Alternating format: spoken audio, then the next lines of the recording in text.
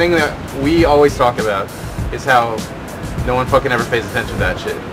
And like, it's completely off everyone's radar, except for those of us who know that Half-Life rocks, and you know, then of course we care. But I have lots of console gaming friends that just won't even touch it. Gordon? Oh, Gordon, thank God you're okay. Hold on a sec. I'll get you out of there. As soon as we started playing it, you know, as soon as I put the controller in hand, we played the 360 version, it's like Half-Life's back, you know, and you immediately get that vibe. In the same way that, like, I guess that people feel for Halo, you know, it's like it's an event.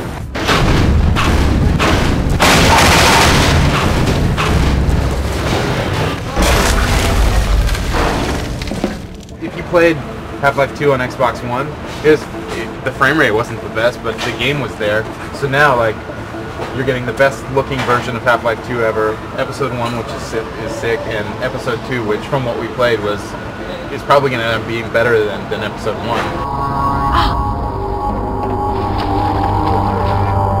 Let's hope this still works. Stand back. Here goes.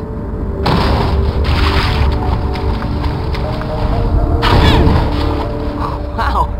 I forgot what a kick this thing has.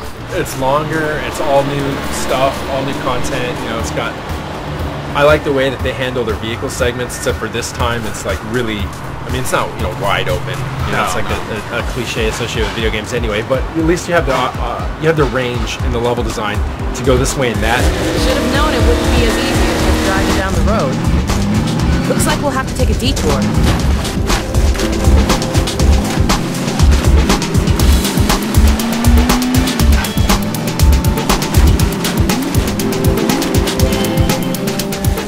As we hopped around different parts of the game, the vehicle got slowly upgraded with crap. I remember one time they loaded the game up and then all of a sudden it had a radar screen on it, and that radar screen had little lambda symbols on it. That I assume means that you got to drive to those spots and probably find supply boxes and that sort of thing. But Eric Johnson did say, like, yeah, you know, if you're the type of gamer that likes to explore every nook and cranny of the environment, like, you're gonna finally be rewarded for it. And I think that Half-Life 1 and Half-Life 2 weren't the best about that sort of thing. So that's kind of a cool new thing in the game.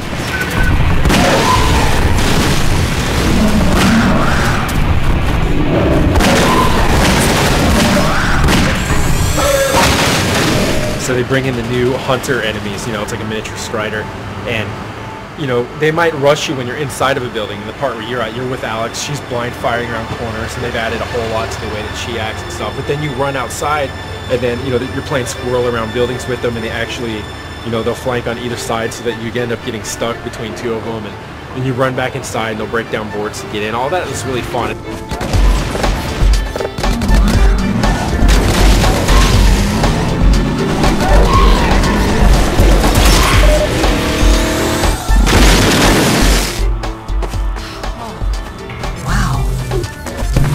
We should get our warning out and then keep moving.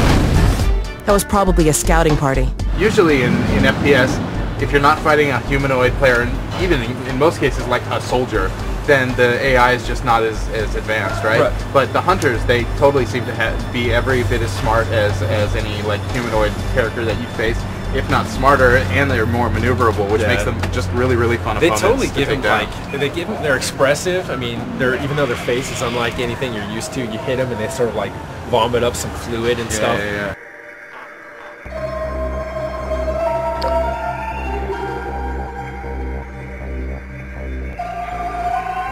When you played Half-Life 2, you thought about, like, what is the antlion colonies like? What is their ecosystem like? And we're finally going to get to see that for the first time, and what we saw looked really, really cool. Yeah, the list of everything in there is like hitting up all of my wants. You know, it's like just what you said, looking at what the antlines are up to underground and stuff, and you assume. I mean, we looked at larvae, and there are like some drones, some workers and stuff. Yeah, they're spitting acid. You know, there's going to be a queen or something like that in there, which is pretty cool.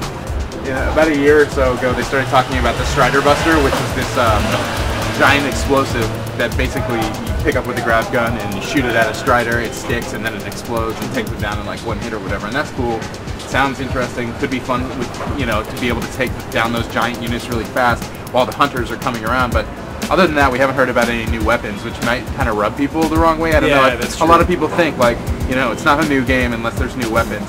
But what I'm hoping is that maybe they'll do things with the, you know, like they always do, use different elements of the gameplay to basically create new gameplay types that ordinarily you'd need new weapons to get to in other FPS. Like, for example, those worker drones down in the Antlion caves, they shoot these like acid shots at you, and they're pretty fast and really accurate, but you can dodge them. So I was wondering if maybe they'd have sections where you need to like hit, you know, there's a wall here and you need to get rid of the acid on it so that you can pass through, so you gotta basically like stand in front of this thing and play chicken with the worker. I don't know, you know, like I wonder what kind of weird gameplay scenarios are gonna pop up just environmental.